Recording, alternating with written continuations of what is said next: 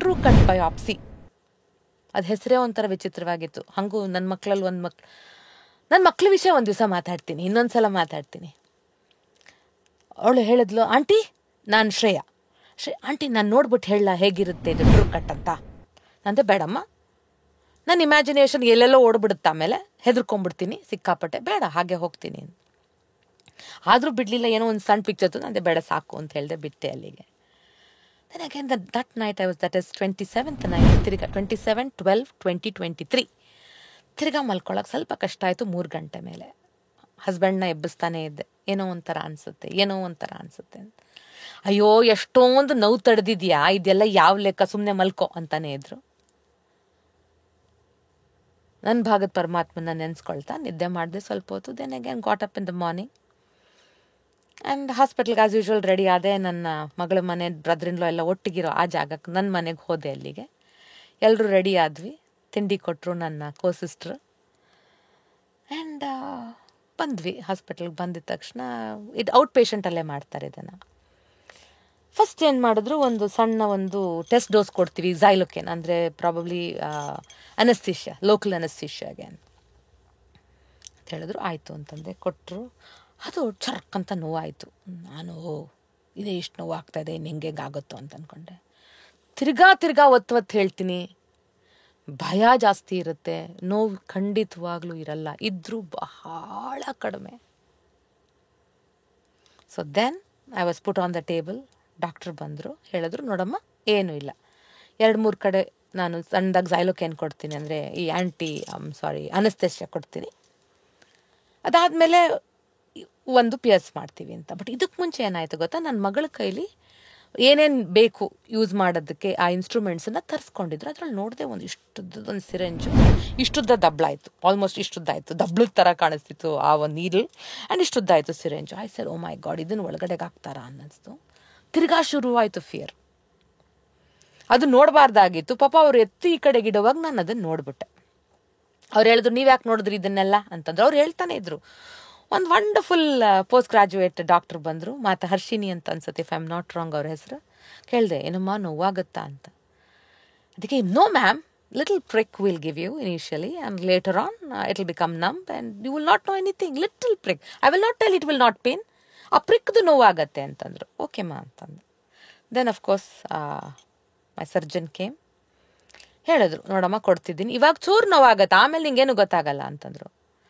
ಕೊಟ್ಟರು, ನಂಗೆ ಅದು ಗೊತ್ತೇ ಆಗಲಿಲ್ಲ. ಅದಾದ ನಂತರ ದೆನ್ ಅಗೇನ್ ಡಾಕ್ಟ್ರು ಒಂದು ಸೌಂಡ್ ಮಾಡಿದ್ರು, ನೋಡಮ್ಮ ಇದೊಂದು ಗನ್ನು, ಈ ಥರ ಶಬ್ದ ಆಗತ್ತೆ, ಹೆದರ್ಕೋಬೇಡ, ಅದು ಬರೀ ಶಬ್ದ ಆಗತ್ತೆ ಅಂತಂದರು. ದೆನ್ ನಾ ಇಮಿಡಿಯೇಟ್ಲಿ ಇಮ್ಯಾಜಿನೇಷನಲ್ಲಿ ಬಂತು, ಅವ್ರು ಏನು ದೊಡ್ಡ ಸಿರಂಜ್ ಇಟ್ಕೊಂಡಿದ್ರಲ್ಲ ಅದು. ಆ್ಯಂಡ್ ಟಕ್ಕಂತು, 1 ಸೆಕೆಂಡ್ ನಾನು ಕಣ್ಣು ಮುಚ್ಕೊಂಡ್ಬಿಡ್ತೀನಿ, ಯಾಕಂದರೆ ಯಾಕೆ ಬೇಕು ಇವೆಲ್ಲ ನನಗೆ ಅಂತ.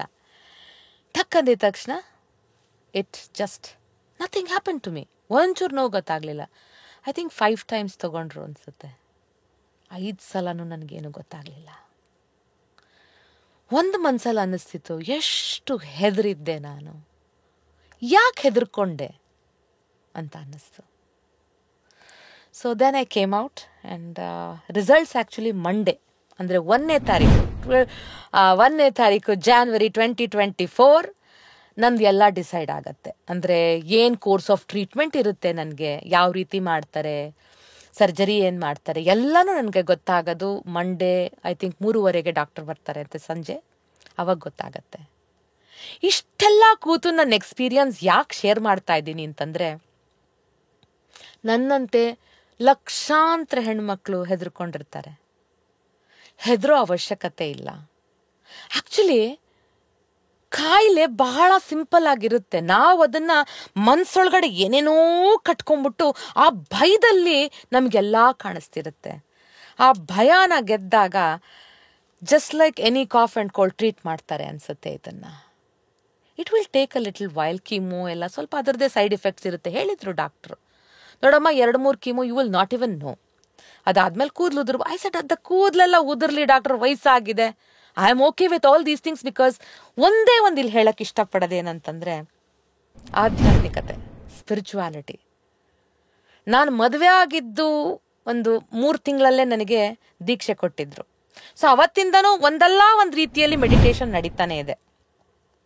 10 ವರ್ಷದಿಂದ ಅಂತೂ ಶಾಂಭವಿ ಮಹಾಮುದ್ರ, ಜಗ್ಗಿ ವಾಸುದೇವ್ ಅವ್ರದ್ದು ಶಾಂಭವಿ ಮಹಾಮುದ್ರ ಸದ್ಗುರು ಅವ್ರದ್ದು ಮಾಡ್ತಾನೆ ಬಂದಿದ್ದೀನಿ. ಇಲ್ಲಿವರೆಗೂ ನಾನು ಪರ್ಸ್ನಲ್ ಆಗಿ ಏನು ಸ್ಪಿರಿಚುವಾಲಿಟಿ ಬಗ್ಗೆ ಮಾತಾಡಿಲ್ಲ. ಬಿಕಾಸ್ ನನಗೆ ಯಾವುದು ಒಬ್ಬರ ಹೆಸರನ್ನ ತಗೊಳಕ್ಕೆ ಐ ಡೋಂಟ್ ನೋ ಜನ ಹೇಗೆ ತಗೊಳ್ತಾರೆ ಅಂತ ಗೊತ್ತಿರಲಿಲ್ಲ. ಬಟ್ ಇವತ್ತು ನಾನು ಹೇಳಲಿಲ್ಲ ಅಂದರೆ ನಾನು ತಪ್ಪು ಮಾಡ್ತಾ ಇರ್ತೀನಿ.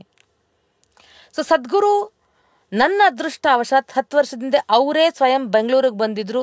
ಅವ್ರ ಕೆಳಗಡೆನೆ ನಾನು ಶಾಂಭವಿ ಮಹಾಮುದ್ರ ದೀಕ್ಷೆಯನ್ನು ತಗೊಂಡು ಅವತ್ತಿಂದನೂ ಪ್ರಾಕ್ಟೀಸ್ ಮಾಡ್ತಾ ಬರ್ತಾ ಇದ್ದೀನಿ. ಸೊ ಹೀಗಾಗಿ ಏನು ಮಾಡ್ತಾ ಶಕ್ತಿ ಕೊಟ್ಟಿತ್ತು ಅನ್ಸುತ್ತೆ ಇಲ್ಲಿವರೆಗೂ. ಯಾವಾಗಲೂ ನನ್ನ ಮಕ್ಳು ಹೇಳ್ತಿರ್ತಾರೆ, ಅಮ್ಮ ನಿಮ್ಮ ಮುಖದಲ್ಲಿ ಒಂಚೂರು ನಿಸ್ತೇಜಾನೇ ಇಲ್ಲ, ತೇಜೋಮಯವಾಗೇ ಕಾಣಿಸ್ತಿರ್ತೀರಿ. ನನಗೂ ಹಾಗೆ ಅನ್ಸೋದು ಕನ್ನಡಿಯಲ್ಲಿ ನೋಡ್ಕೊಂಡ್ರೆ. ಒಂದು ಕ್ಯಾನ್ಸರ್ 4.5 ವರ್ಷದಿಂದ ಇಟ್ಕೊಂಡಿದ್ರೆ ನನ್ನ ಮುಖದಲ್ಲಿ ತೇಜಸ್ ಹೆಂಗಿರಕ್ ಸಾಧ್ಯ? ಸ್ವಲ್ಪ ಸುಸ್ತೊಂದಾಗ್ತಿತ್ತು.